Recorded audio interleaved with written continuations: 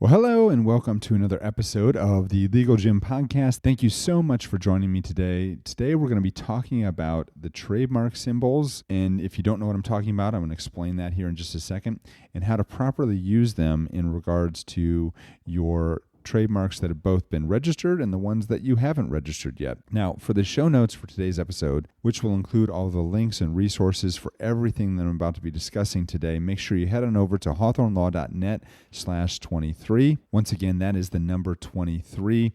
All right, now let's go ahead and dive in to today's content. Before we get into the amazing content for today's episode, I wanted to let you know about a new training that I'm working on. I'm going to be teaching my 4R framework to get your trademarks registered quickly and easily. In addition, I'll be sharing the top 3 mistakes that I see online entrepreneurs make that can sabotage their brand and even force them into bankruptcy. So if you want to sleep better at night knowing that your brand is protected, you definitely don't want to miss this training. Just head on over to hawthornelaw.net/trademark to get notified when the training is live. One more time, that's hawthornelaw.net/trademark. And don't forget, everyone who attends this training is going to get a free gift. So if you're an entrepreneur who is building a brand online, this is one training you don't want to miss. One more time, head on over to hawthornelaw.net/trademark to get signed up for the notification list today. Now, as an online entrepreneur, you have probably seen those little TM and SM sometimes, and the R with the circle around it symbols. Heck, you may have even tried to use them in your business, rightly or wrongly. And you probably want to make sure you're using them properly in your business, but you don't know what they are, many of you, or what they mean. And you know, and if you don't know, you should know that bad things can happen if you don't use them properly. Now, what kind of bad things you aren't sure of, but you know that bad things can happen regardless. And we're going to talk about what those bad things are here in today's episode. And this is why I've recorded today's episode, because I want to walk you through what these symbols are, what they mean, and how to use them properly in your business, as well as how to avoid improperly using them, and then talking about the things that can happen if you do improperly use them. Now, there are 3 main symbols that you need to be aware of, and you probably have seen these out in the marketplace. And I mean, heck, if you've watched any of my YouTube videos or read any of my blog posts, you will have seen these in some of my content. And the first symbol is the little TM symbol. And that's, so you might see a word or a phrase or even a picture, and then you might see somewhere at the end of that word or phrase, you're going to see a little TM in capitals, kind of right next to the end of the word. Now that stands for trademark, and what that is used for is if you're somebody who has a pending trademark application for the word or phrase that you want to use that little TM after, you can actually put that TM after the word or phrase or even the logo for what you're claiming trademark protection of. And that's going to indicate to the general public or anyone that might see that you are actually claiming trademark protection for that word or phrase or symbol or logo or whatever it might be. Now, do you have to have filed a trademark application to use the TM symbol? No, you do not. But a lot of people do use it after they have filed the TM, but a lot of people do use it after they have filed their trademark application as an indication that they are claiming trademark protection over that, whatever that trademark might be. Now, an SM is very similar to the TM, but an SM stands for service mark, and whereas a TM is for goods that you might be selling. So goods would be like computers or medicine or hard drives or wallets or, anything like that. Those would be goods. Services are where you are actually doing a service for somebody else. So maybe you are helping them to install furniture, or maybe you're helping them with legal services or something like that. It's where you're actually doing something physically to help somebody, or it doesn't have to be physical, but marketing. You're doing marketing for somebody. That's a service versus selling a good. So an SM for service mark is going to be used in connection with a trademark that you are actually selling a service for. Now, you don't have to make any changes to a trademark application to distinguish between these TMs and the SMs. And also I might say, if you are selling services and you accidentally decide to use the TM instead of the SM, that's not going to hurt you. You're not going to have a problem with that. And you don't need to make any changes to your trademark application to reflect one versus the other. But just so you know, if you're selling goods, you're typically going to use the TM. If you're selling services, you're going to use the SM. Now, when we're talking about the R with the little circle around it, and a lot of you have probably seen this, and again, if you go to my YouTube page and you see some of my thumbnails recently, I actually have the R with the circle around it on some of my videos. This is used to show proof that you actually have a registered trademark. And so when you use the registration symbol, you can get an award of damages or profits for past infringement without actually having to prove that the infringer had actual notice of the registration. So, for example, if you have a trademark and you don't have the R with the symbol around it, then you have to show that the infringer had actual notice of the registration. But if you just use the R with the circle around it in connection with your trademark, you don't have to show that they had actual notice, because they know that they should, or at least they should know, that you have a registered trademark because you're using the R with a circle around it. Now, the advantages of using this mark is it shows that the term is being used as a trademark, and that term could be a name, a slogan, it could be a logo, something like that. And it shows that whatever that mark is being used as a trademark, not merely as a descriptive or generic term for what it is that you're selling. It's actually a registered trademark.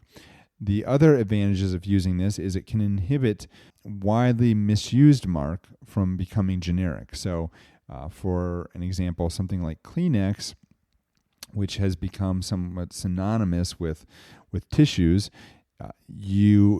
to avoid that from becoming a generic term, then the brand Kleenex can use the R with the circle around it behind that name to show that it is a registered trademark for the Kleenex brand. The other way that you can use the mark is to deter potential infringers. So when people see that R with the circle around it, they might be less likely to think, oh, that's a great name, I want to try using that name for my business. They're going to see the R with the circle around it, and they're going to say, oh, well, that's actually a trademark term, I can't use that. So those are some of the advantages of using that R with the circle around it.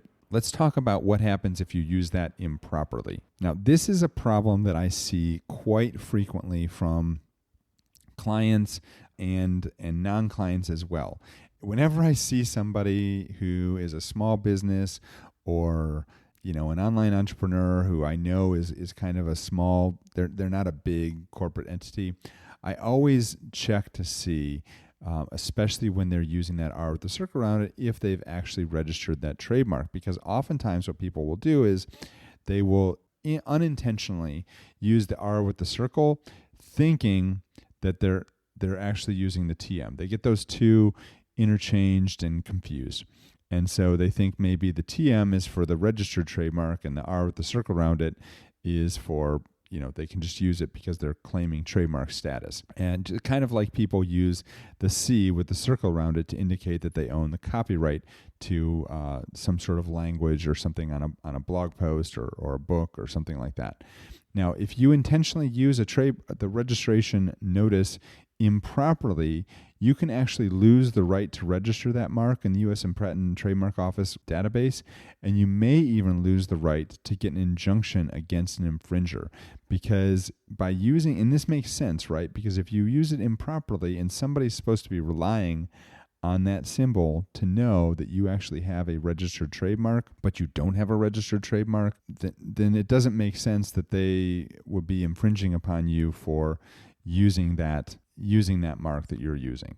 So where I see a lot of people use this symbol improperly is they use it after they've filed the application. I've actually seen this from some of my clients, and I have to send them messages and say, hey, you need to not use that because you haven't actually registered your trademark yet. They'll use that R with a circle around it once their trademark application has been filed. And that is not proper. You should not be using it at that point. At that point, you should be using the TM or the SM when your application has been filed. It's only after your application is registered that you should use the R with a circle around it. The second way you could use it improperly is if you could use it in a location that could apply to unregistered as well as registered marks.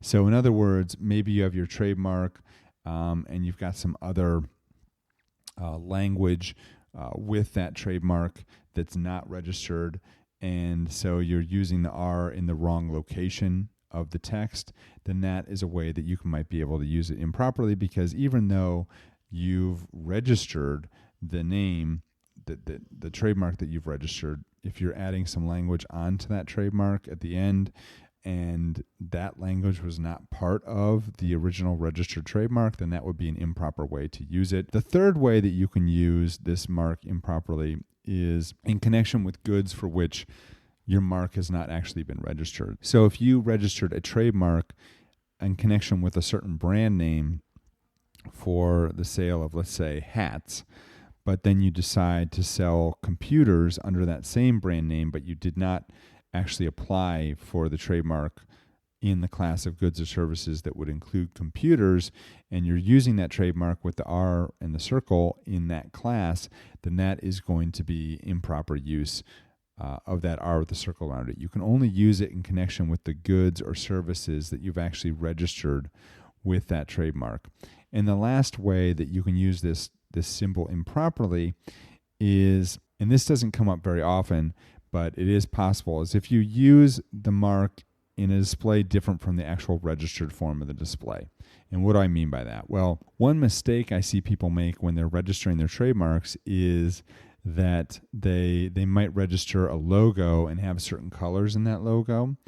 Well, technically and actually legally, if that's what you're doing, then the trademark office, if they let you register that logo as your trademark, you're only registering it for the colors that are actually contained in the logo.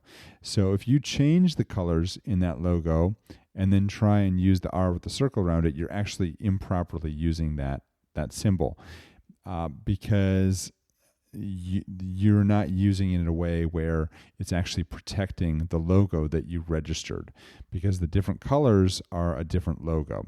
Now, a caveat here, if the mark was registered in block letters, which is what I typically recommend for my clients, then the registration is considered to cover the mark regardless of the form of its display. So you can change the font, you can change the colors, you can change anything like that if you register the mark in block letters, which is always the way I do it for my clients.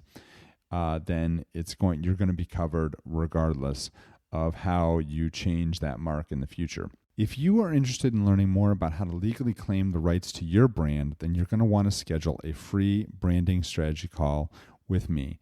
That's right. For a limited time, I'm offering a free strategy call to talk with me about the branding for your online business and how to make sure it is legally protected. So if you'd like to learn more, head on over to hawthornelaw.net/TM-video. Once again, that's hawthornelaw.net/TM-video. On that landing page, we have lots of great information about the process of protecting your brand so that you don't have to worry about getting a cease and desist letter or being forced to rebrand your business at a great expense. Once again, that website is hawthornelaw.net/TM-video, and I look forward to talking with you soon. All right, all you Legal Gym listeners, now that you know more about how to properly use these trademark symbols with your business, you are ready to implement. Because if there's one thing we love to do over here at the Legal Gym, it is to take massive action. So if you haven't already, make sure to check out the show notes page for today's episode. You can get a rundown of all the links and resources that we talked about here today by visiting hawthornelaw.net/23. That's the number 23. That's going to be the home base for all of your legal and business tools and resources to help you start, build, and of course, legally protect your online business. Thank you so much for listening in today. I look forward to seeing you in the next episode.